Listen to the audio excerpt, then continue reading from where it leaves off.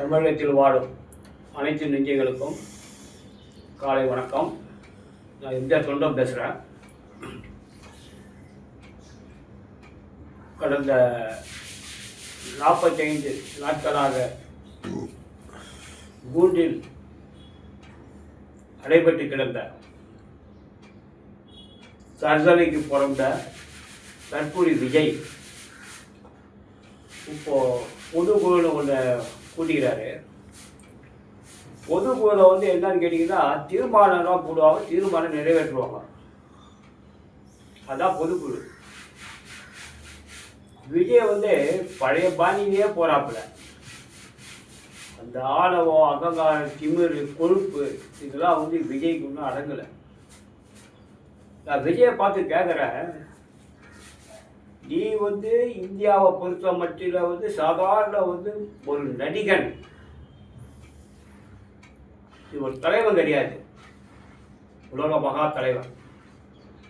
உனக்கு உயிருக்கு பாதுகாப்புக்கு துபாயிலிருந்து பவுன்சர், மத்திய பாதுகாப்பு பிரிவு.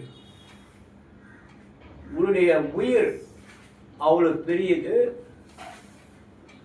உன்னுடைய விக்கிரவாண்டி மாநாட்டில் 5 பேர், மதுரை மாநாட்டில் 3 பேர், கரூரில் 41 பேர் உயிரிழந்தார்கள். அப்போ அவங்க உயிர் உனக்கு தான் உயிரா? அவர்களை சென்று பார்க்கவில்லை, அந்த குடும்பத்தாருக்கு இரங்கல் தெரிவிக்கவில்லை. 20 லட்ச ரூபா பணம் கொடுத்துட்ட.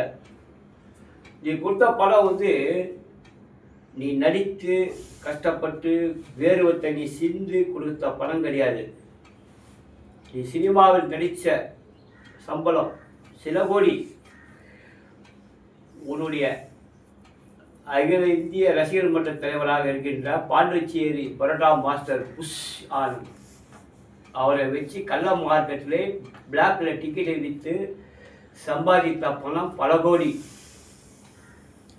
இப்போ உனக்கு மாநாட்டில் ஆதவர்ஜனா பேசுகிறா போல லாட்ரிக்கு பிறந்தவன் மாமனார் பார்ட்டின்னு கடந்த 30 ஆண்டு காலமாக புரட்சி தலைவர் அம்மா காலத்தில் லாட்ரி டிக்கெட்டை பேன் பண்ணாங்க, தடை பண்ணாங்க.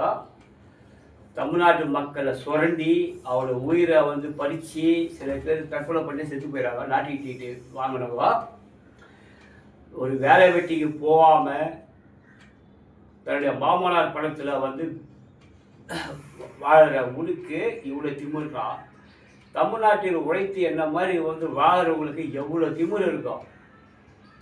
நீங்கள் திமுக அண்ணா திமுகவை பற்றி பேசுகிற உனக்கு என்ன தகுதி இருக்கு?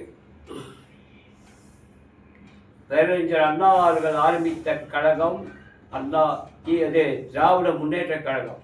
அது பல புரட்சித் தலைவர் எம்ஜிஆர் அவர்கள் ஆரம்பித்த கழகம் அண்ணா திராவிட முன்னேற்ற கழகம். அது இமயமலை. தமிழ்நாட்டில் எப்பவுமே நீ சொல்லுவிய 2 கட்சி, ஒன்று டிடிகே, இன்னொரு டிஎம்கேன்னு.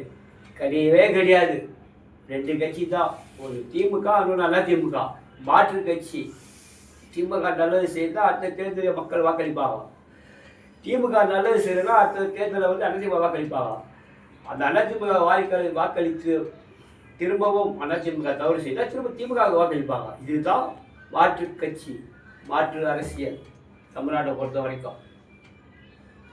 நீ நடத்துகிற கட்சி கிடையாது. ரசிகர் மன்ற கூட்டம், ரசிகர் மன்ற மாநாடு, ரசிகர் மன்ற பிரச்சாரம், ரசிகர் மன்ற ஆர்ப்பாட்டம். நான் விஜயை பார்த்து கேட்குறேன், நீனா ஏசிபி தானா?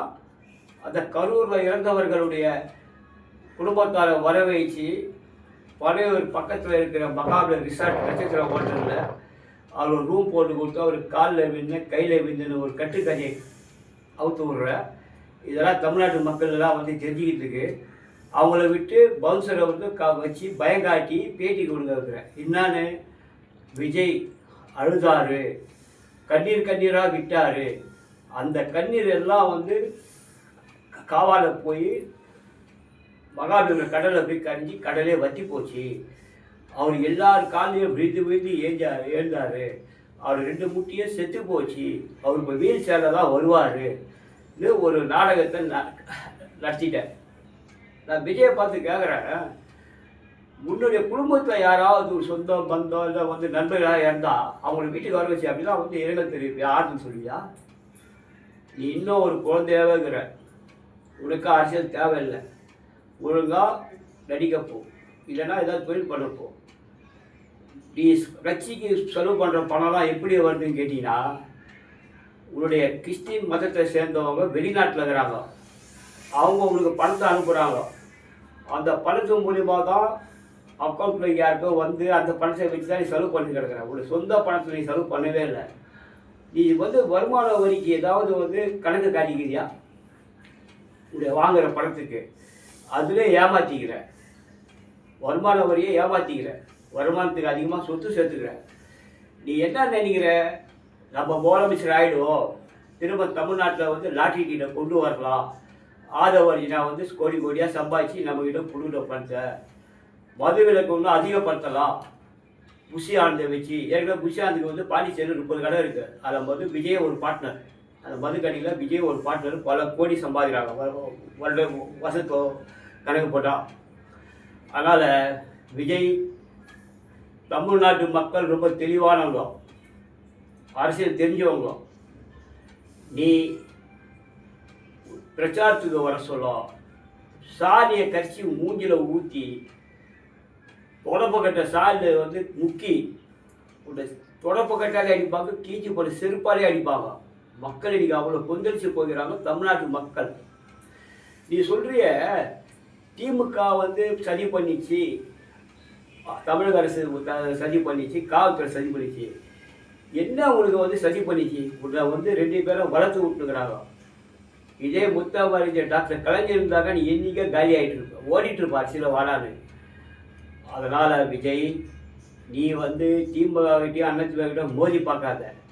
இந்த ஆட்சியில் எடப்பாடியார் இருந்தாருன்னா 2 காலையை வந்து விரிச்சிட்டு இருப்பாருனாலும் அந்த தைரியம் மன வலிமை எடப்பாடியாருக்கு இருக்குது. முதலமைச்சர் இந்த காலகட்டத்தில் இருந்திருந்தான். முதலமைச்சரான ஸ்டாலின் அவர்கள் உன்னை வந்து விட்டு பிடின்னு சொல்லிட்டு விட்டு வச்சுக்கிறாரு. ஏன்னு கேட்டீங்கன்னா, சிறு கல்ல பீ தொட்டா கையெல்லாம் பீ ஆகிடணும். அதே ஒரே காரணத்துக்காக உன்னை வந்து விட்டு வச்சுக்கிறார் அண்ணன் முதலமைச்சர் மு க ஸ்டாலின் அவர்கள். திமுகவை தொடாத, அதிமுக தொடாத, நீ காணாமல் போயிடுவ. இது நடக்கும், இது உறுதி. 2026 நீ ஒரு ஆள் கூட ஜெயிக்க மாட்ட. இதுவும் நடக்கும். வாழ்க அண்ணா நாமம், வளர்க பிடிச்சல் புகழ், ஓங்க பிடிச்ச அம்மாவின் புகழ். எம்ஜிஆர் தொண்டன், சமூக சேவை, சமூக ஆர்வலர். நன்றி, வணக்கம்.